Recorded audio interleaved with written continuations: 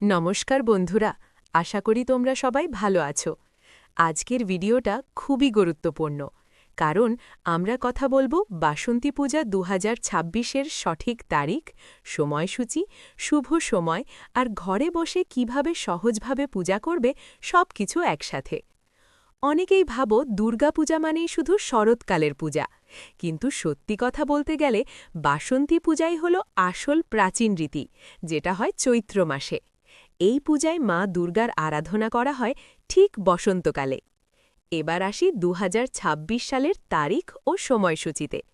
2026 সালে বাসন্তী পূজার পঞ্চমী তিথি শুরু হচ্ছে ৭ চৈত্র, রবিবার 22শে মার্চ রাত ৯:18 আর পঞ্চমী তিথি শেষ হচ্ছে ৮ চৈত্র, সোমবার 23শে মার্চ সন্ধে ৬:৩৯।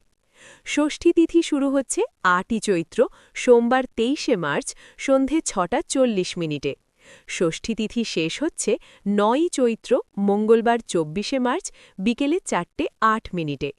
সপ্তমী তিথি শুরু হচ্ছে ৯ই চৈত্র, মঙ্গলবার 24শে মার্চ বিকেলে 4:09। সপ্তবিধি শেষ হচ্ছে ১০ চৈত্র, বুধবার 25শে মার্চ দুপুর 1:51। অষ্টমী তিথি শুরু হচ্ছে ১০ চৈত্র, বুধবার 25শে মার্চ দুপুর 1:52।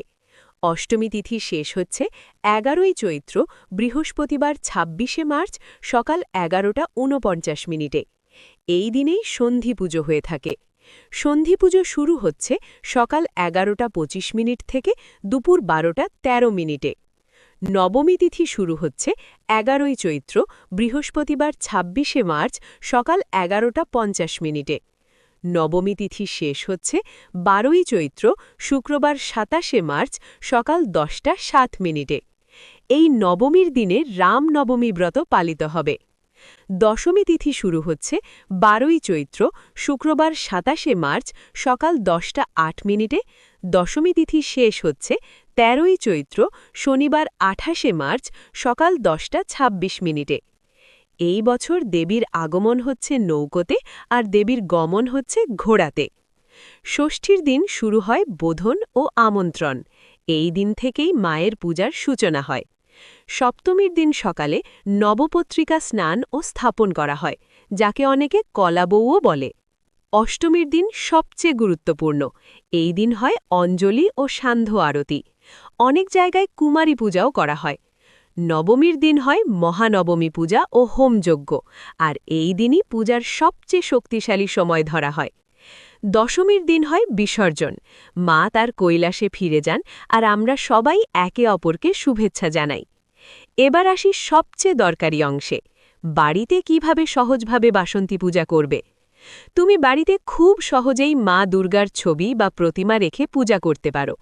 প্রথমে একটি পরিষ্কার জায়গায় মা দুর্গার ছবি বসাও, তার সামনে ফুল, ধূপ, প্রদীপ আর ফল রাখো। তারপর ভক্তিভরে মন্ত্র পড়ে বা শুধু মনে মনে প্রার্থনা করলেও হবে। সবচেয়ে গুরুত্বপূর্ণ হল তোমার মন আর বিশ্বাস। অষ্টমীর দিন অঞ্জলি দেওয়ার সময় ওম জয়ন্তী মঙ্গলা কালী, ভদ্রকালী কপালিনী, দুর্গা শিবা ক্ষমাধাত্রী, স্বাহা স্বধা নমস্তুতে এই মন্ত্র জপ করতে পারো। আর সন্ধ্যায় আরতি করলে পরিবেশ একদম পবিত্র হয়ে ওঠে। এবার প্রশ্ন, এই পূজার ফলাফল কি? বিশ্বাস করা হয় বাসন্তী পূজা করলে জীবনের বাধা দূর হয়, সংসারে শান্তি আসে আর মা দুর্গার আশীর্বাদে সব রকম বিপদ থেকে রক্ষা পাওয়া যায়। বিশেষ করে যারা মন থেকে ভক্তি দিয়ে পূজা করে তাদের জীবনে ইতিবাচক পরিবর্তন আসে। শেষে একটা সুন্দর কথা, মা দুর্গা শুধু শক্তির প্রতীক নন, তিনি আমাদের সাহস, ভালোবাসা আর আশার প্রতীক। তাই এই বাসন্তী পূজায় মন থেকে মাকে ডাকো, দেখবে তোমার জীবনেও নতুন আলো আসবে। ভিডিওটা যদি ভালো লাগে অবশ্যই লাইক করো, শেয়ার করো আর এমন আরও তথ্য জানতে চ্যানেলটা সাবস্ক্রাইব করতে ভুলো না। ধন্যবাদ।